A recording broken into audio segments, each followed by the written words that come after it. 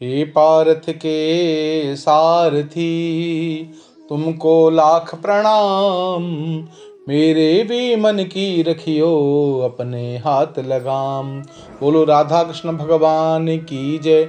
नमस्कार मित्रों, मैं हरिओम एस्ट्रोलॉजर आपका अपने चैनल में हार्दिक अभिनंदन करता हूं। आज मैं आपको सुनाने जा रहा हूं कार्तिक मास महात्म का 9वां अध्याय। श्रद्धा भक्ति भाव से श्रवण करें। राजा पृथु ने कहा, हे मुनि श्रेष्ठ नारद जी, आपने कार्तिक माह के व्रत की में जो तुलसी की जड़ में भगवान विष्णु का निवास बताकर उस स्थान की मिट्टी की पूजा करना बतलाया है।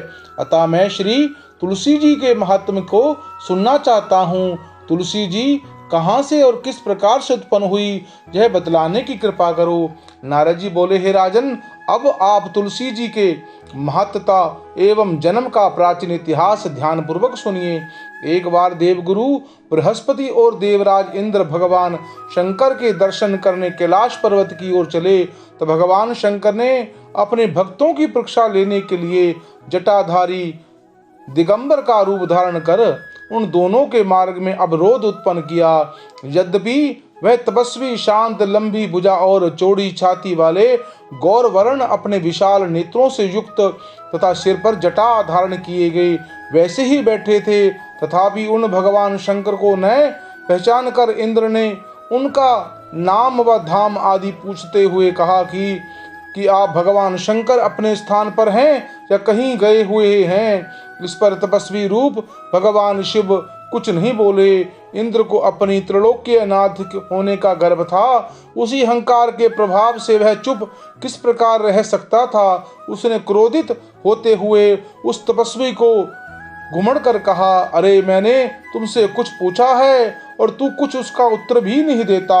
मैं भी तुझ पर वज्र का प्रहार करता हूँ, फिर देखता हूँ तू कौन तुम दुर्गति को तुम्हारी रक्षा करता है।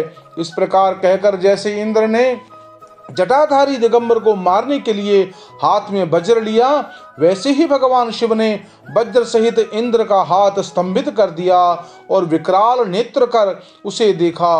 उस समय ऐसा प्रतीत हो रहा था कि वह दिगंबर प्रज्वलित हो उठा हो और वह अपने तेज से जला देगा। भुजाएं स्तंभित होने के कारण इंद्र दुखित होने के साथ साथ अत्यंत कुपित भी हो गया, परंतु उस जटाधारी दिगंबर को प्रज्वलित देखकर बृहस्पति जी ने उन्हें भगवान शंकर जानकर प्रणाम किया और दंडवत होकर उनकी स्तुति करने लगे।